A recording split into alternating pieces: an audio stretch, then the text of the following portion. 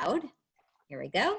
We are now recording. Welcome to another Powerhouse Smart Education session. We are so fortunate today to have our Powerhouse Smart member, Nathan Kipnis, fabulous architect, incredible leader in the sustainable world of design and construction. And he's just got so much knowledge, so much wealth of knowledge. Let me let the last few people in before we lock the door. So we've got a very tight ship to run here. We've got a half an hour. We're gonna hear a lot from Nathan. He's gonna leave a few minutes at the end. Please put your questions in the chat. If this goes well and you guys want more, you know, us at Powerhouse Smart, we're always about providing more value. We are going to consider doing a monthly event with Nathan, where we can continue to update you on new things beyond even what's going to be happening today. So I'm going to turn it over to Nate in just about a minute. We've got a couple more people joining. I am going to lock the room about 5 minutes after. It's now 2 minutes after. So once again, welcome to Powerhouse Smart's education session with architect Nathan Kipnis, who has so many accolades that I could probably spend the whole half an hour talking about how incredible he is in all the years, even though he's still a young guy, that he spent leading our nation in sustainable design and construction and architecture. So I'm going to turn it over to Nate. If what I would like you to do is go to the upper right 3 dots on Nate's picture and pin him so he's the center, but he is also going to be sharing his screen. So welcome everybody. We're so excited to have Nate with us. So with that said, I'm going to admit our next person, and Nate, go ahead and take it away. I'm gonna mute all except for you, Nate. And I'm gonna unmute Nate and trying to unmute Nate. There we go. And I'm gonna pin you and okay, there we go. Hang on, unmute. There you go, Nate. Nathan, please unmute yourself. Awesome, take it away. We're so excited. Thank you for taking the time to educate us. All right, well, thanks, Wendy. Thanks for setting this up, and very excited about today. I have my NASA shirt on. I'm all excited about the launch, and hopefully it all goes well. So I want to talk today about healthy home trends. You know, with everything going on right now, this is really the topic. And, you know, we're all designers and we try and do homes for people and try and make them really great. And one of the things that's really being talked about a lot is healthy home stuff. So I've got a bunch of slides to go over, a bunch of material, and I'm just going to hop right into it. Now that we're starting, I just want to go over what we do. So we're an architecture firm in Evanston. We also have an office in Boulder, Colorado. And we specialize in sustainable homes, and over time that has morphed into resilient homes, which is the ability to handle natural or man-made disasters, as well as wellness. And so these are some homes that we've been working on or have recently been finished. And the ones to keep a look at here, the bottom left is a home we finished up about a year ago. Sustainable, resilient, and healthy. It's in Chicago.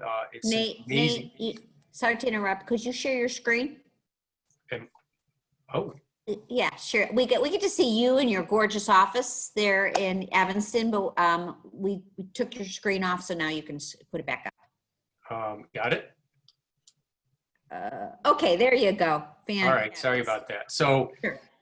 These are some of the homes that we've been working on of late. And so the one in particular that I just mentioned, the bottom left, is this house in Chicago that we did, sustainable, resilient, and healthy.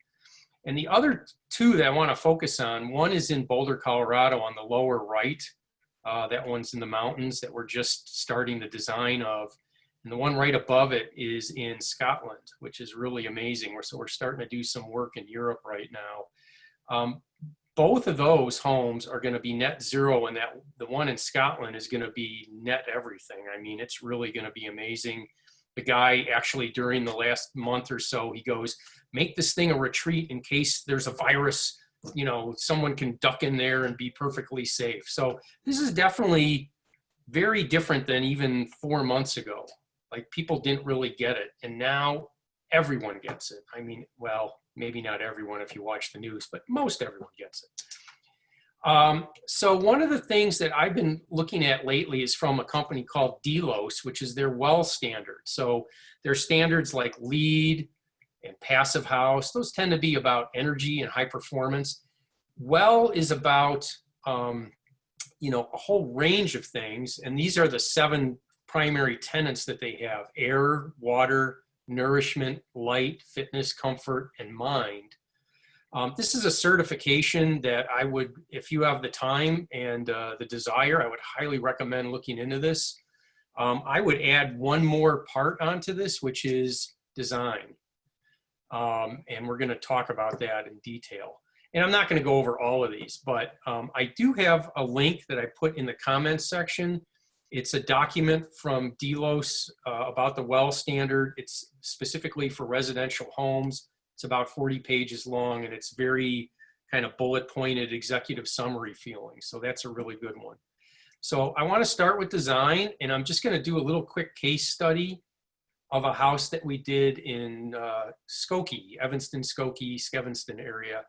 This was for a couple in Evanston that lived in Evanston, that the husband had an illness that required single floor living. So they moved out of a really great East Evanston home, and they found this home. And this house had a lot of problems with it, aesthetically, functionally, construction-wise, everything. So this is the layout, and this was already renovated by an architect. So you can look at this. You enter from the garage or from the front, this little mini vestibule. There's this foyer. You run right into the wall, and there's this rat maze going through the house. Look at that kitchen layout.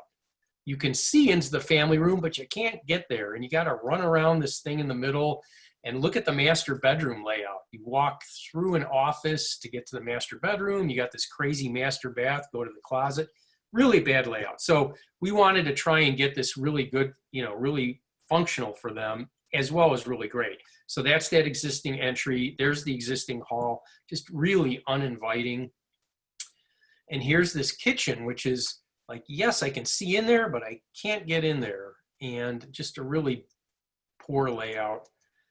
And so again, here's this plan, and then this is what we ended up doing. So we opened this up, we extended that front area so that the foyer is nice and big, totally opened up the hall.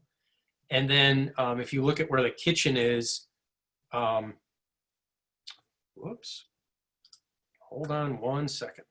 I don't know what happened there.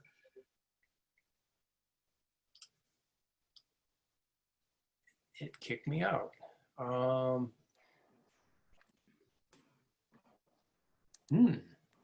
Okay, so we had a couple more people join on. I'm just going to jump in and accept them. And Nathan's going to retrieve his files, his little technical difficulty now and then. So he'll be back with us in a second. So for those of you who joined, go ahead and make it back over. Yep. Sorry about that. I don't know what happened there, but so here's that. The kitchen is now opened up completely. And can you see my mouse? Okay. So Yep. There's the kitchen, and now it's open to the family room. We extended the family room out. The master bedroom, nice and big, with a home office. We're going to talk about home offices quite a bit in a minute. Totally accessible bathroom, nice walk-in closet, and a great mudroom off to the side. So the parts that that I want to highlight here, the master bath and the kitchen, these are handicap accessible, but absolutely do not look anything different. And we added a ramp in the front over here. And then the other 2 areas, the office again and that mudroom.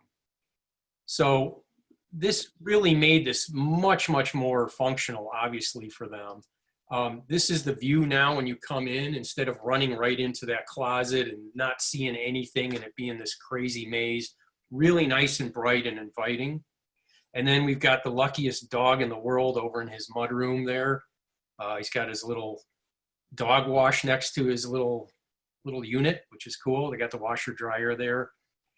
And I'm going to just say something about mudrooms. With everything going on, wouldn't it be great to have a well-designed mudroom in your house where you can bring stuff in. In this case, it is not attached to the garage, but typically attached to the garage, bring in, you know, whatever right now, deal with it, decontaminate it, whatever you have to do, and have a big area for bulk storage.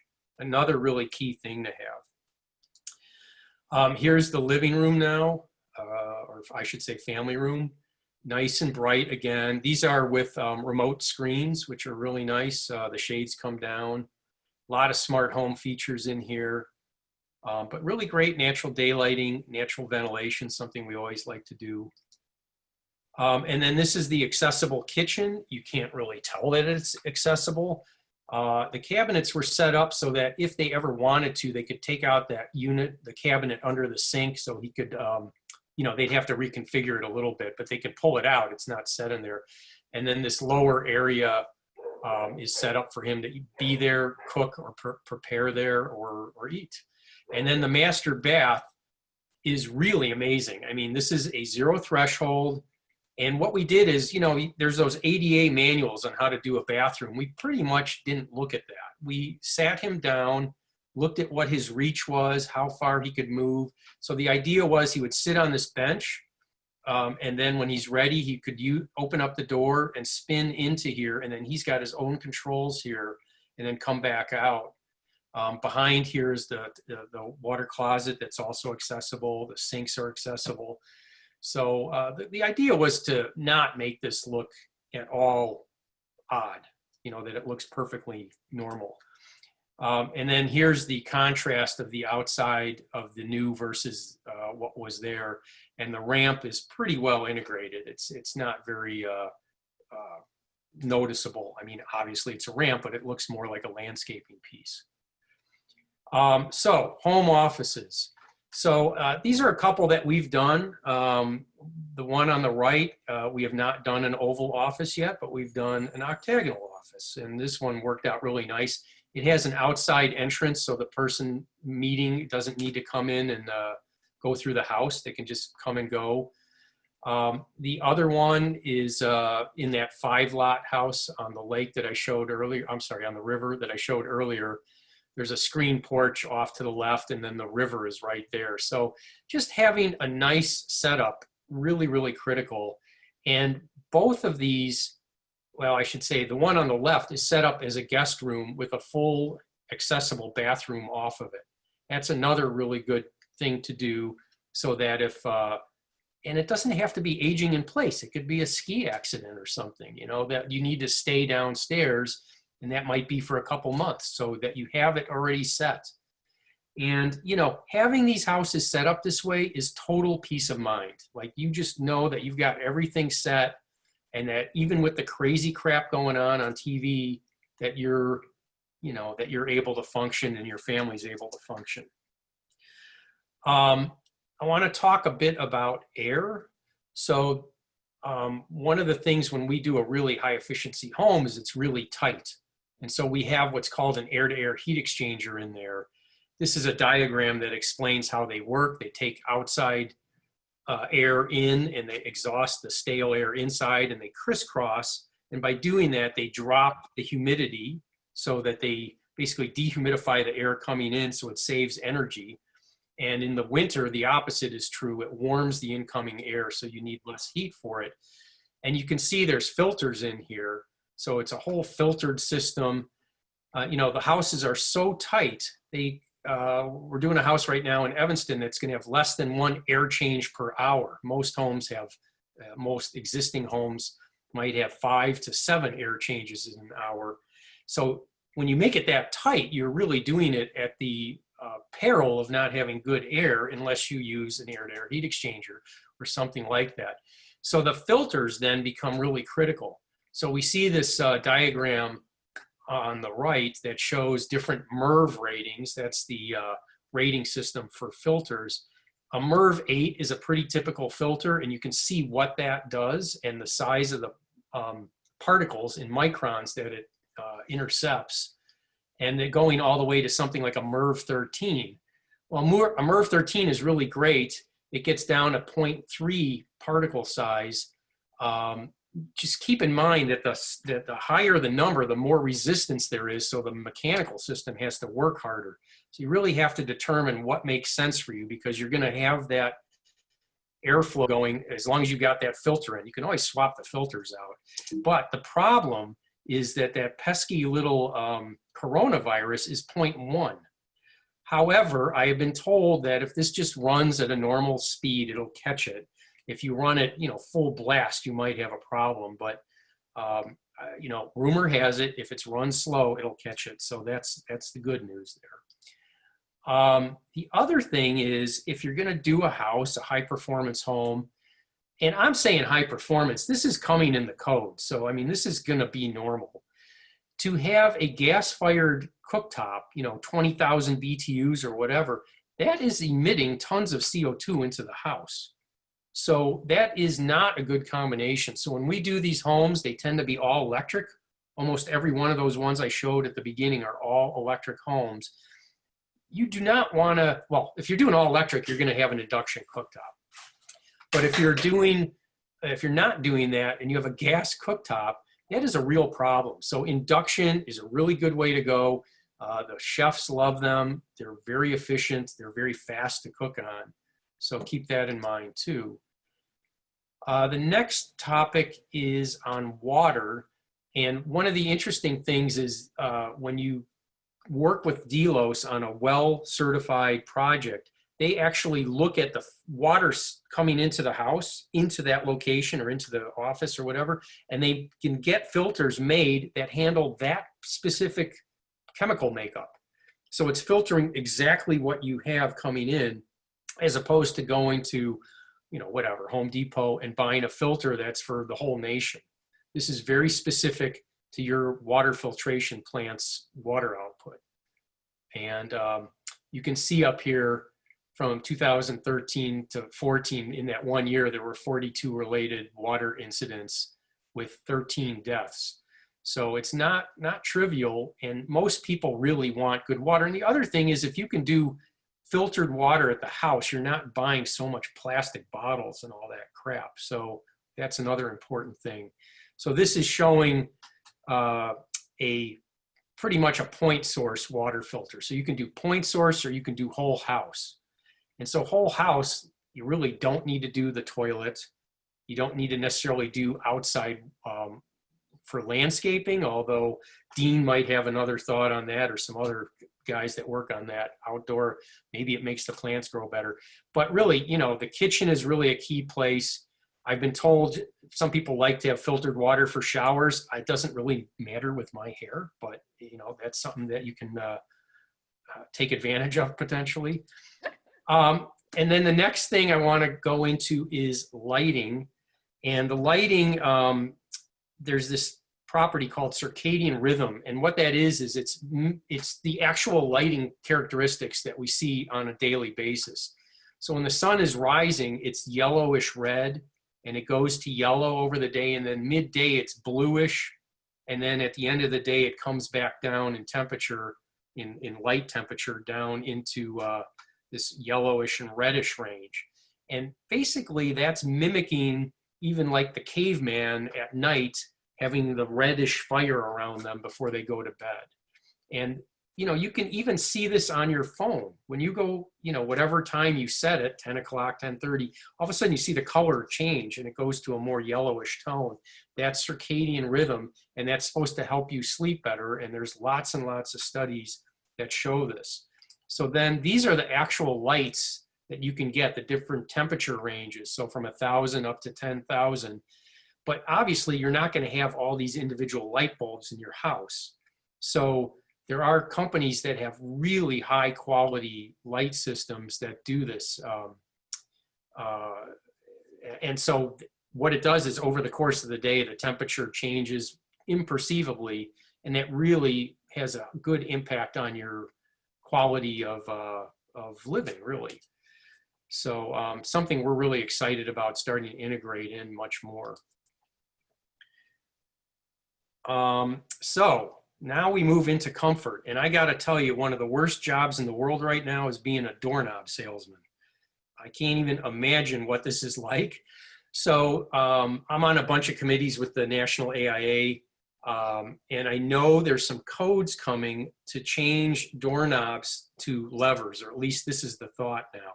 And so a lever you can operate with, you know, the side of your hand, or you can operate it with your elbow or whatever you need to. You don't get the willies opening up anything. So this is going to become a very important thing. And especially in like apartment building situations where you've got lots of people, and obviously in commercial settings, door knobs are really going to go away. I have a funny feeling.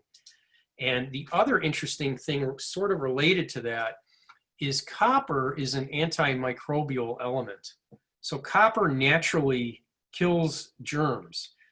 We sometimes put it on the bottom of log storage. When insects jump out of the logs, they'll go onto the copper, and that's the end of them. Now, I don't know how this acts after it gets tarnished, and I don't know how many products you can buy that aren't lacquered. If it's lacquered, it's not going to work. It's got a coating on it. But this is something that you might want to look into. This is a company that, I mean, there's lots of companies that do this, but they're making a point about it being antimicrobial. The next thing also related to comfort is this whole touchless thing. And so this is from Kohler. You know, obviously there's lots of companies that have this. I'm not promoting Kohler. I'm just going to show a couple slides just because they have a nice setup. But, you know, to not even touch something. So I want you to think about this. So, you know, if you think about people at the lower end of the economic scale, and they're living in not only apartments, but possibly in situations where they're sharing bathrooms and those have knobs. Can you even imagine how crazy that is right now? And there are people, and again, we've talked about this at these at the AIA meetings, and that this will become code that you cannot do that. You cannot have knobs like this. So touchless obviously is going to be a trend that we're going to see much, much more of. The next thing is there's a whole bunch of options with toilets. So there's bidets, which is a totally different kind of setup. And then there's also UV cleaning in there.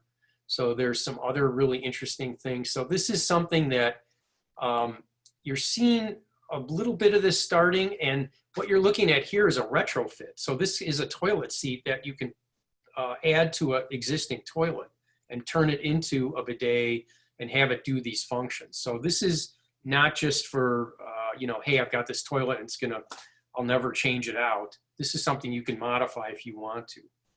And on at least Kohler's site, there's a lot of options for existing toilet seats there.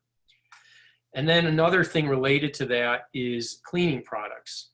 So if you go to all this effort to have this really great sanctuary of a house where everything's pure and you know, really tight and well ventilated, and then you bring in all these toxic cleaning products, and I would also say toxic or potentially toxic furniture and clothing and stuff like that that outgasses, you should really think about that. And you know, there's natural or non-toxic cleaning products, as well as the furnishings and clothing. You know, the things that really can be bad is like colognes and perfumes and things along those lines. So just be really, really careful about that. Another thing is countertops. So this is something like, hey, wow, groovy, a countertop with tile. Look at all those joints on there and how problematic that could really be. The thing that we're going to want to see now is just seamless countertops, even potentially seamless sinks, so that it's just easy to clean. There's no place for anything to get caught. This is going to be best practice also. And then I'm going to leave you with, I think this is towards the end. So now that we've like squirreled away every food product in the world and we've got our refrigerators absolutely packed, the worst thing that could possibly happen is a power outage. I don't even know what would happen. You'd have the largest barbecue in the world going on to try and use your food up.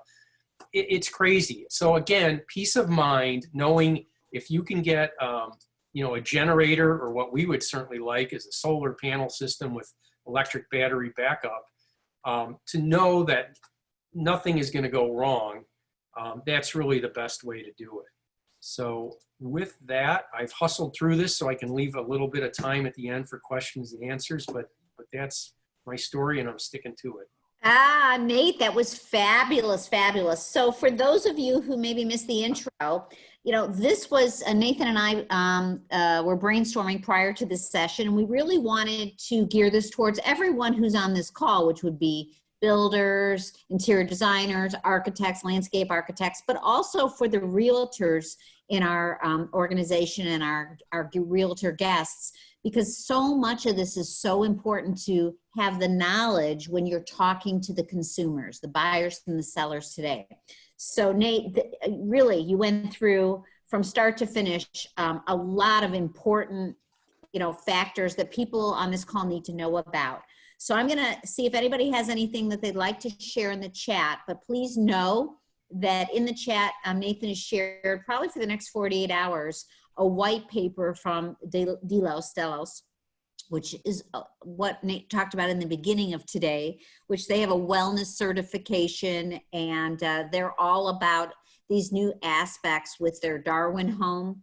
So you definitely are going to learn more about that from Nate as we continue on to continue educating everyone. And in the meantime, this will be recorded for those of you who want to listen to it again, because there were so many important things to learn that you definitely will need to hear it a few times, and you can fast forward and stop and take notes. Terry Weinstein has a question. I'm going to go to that in 1 second, but if you all are interested, and you can reach out to me and let me know, I am going to be talking with Nate about potentially having a monthly half-hour session like today to continue to keep us all up to speed. And it's so gracious of Nate to, he's an architect full-time all across the world, now working on something in Scotland, located here in our own home state for those of you who live in Illinois, but also now just opened up another studio in his other home in Denver. So if you need more details, you want to collaborate with Nathan, you want to bring a project to him, he consults, please reach out to him directly. He's in the Powerhouse Smart member directory. He's also going to be on the recording email that I send you. I'll give you his contact information. So Terry had a question really quick. Terry said, are you seeing a lot of requests for home automation? Nathan? Yes and no. So some people either love it or they don't. We've got one project we're doing right now where I'm kind of surprised, but she's like, I don't even want a smart thermostat. I don't want to know I'm in the room, et cetera, et cetera. But I think otherwise, there's such a range of home automation that I think there's something for everyone now. And I think it's very different than the first generation, because that scared off a lot of people. So we actually have had some clients that got the home automation, 10, 15 years ago and had a bad experience with it. But the stuff now seems so integrated and so clean. So I think that's going to be more and more an important part of this. And it is a good part of the sustainability and the resilience, because you can monitor stuff, you can control stuff remotely. And the wellness is all about tracking data. So I got lucky. I was at the Delos showroom, not showroom, but their headquarters. Whoops. Oh, I put you so that you were seeing your headshot instead of your screen. So you're Oh, okay. Yeah. So yeah, they brought me to their headquarters, and they had a wall of metrics. So I think smart home integration is going nowhere but everywhere. I mean, it's going to be integrated all over the place. I just hope it maintains privacy. That's my one concern. Great. Thank you. Thanks, Terry, for the question. So once again, you can reach out to Nathan directly. Nate, this was awesome education. I mean, I've took a ton of notes. Really, you covered so many important factors, during this unusual time in our lives with the pandemic. I mean, wellness and health and everything that you've been preaching, sustainability and resilience and wellness, has been something you and I have been talking about for years. You've been part of this forefront since college, that finally it's not even something we have to educate anymore. It's just a natural, everybody is interested in this. It's going to continue to grow. And so we're so glad that you're sharing what we're going to need to be all knowledgeable about going forward. Thanks. Well, thanks for Thank having you. me. Thank you, everyone, for being with us. Rita said thanks. Great information, Daryl. There's a lot of comments, Nate. Thanking you. Thank you for your time. Thank you all. Please be safe and healthy, and we'll see you at the next Powerhouse Smart event tomorrow. And I'll send a recording and thank all of you. And hopefully we'll have Nathan back monthly. Thanks, everybody. Take care. Have a great day. Stay safe.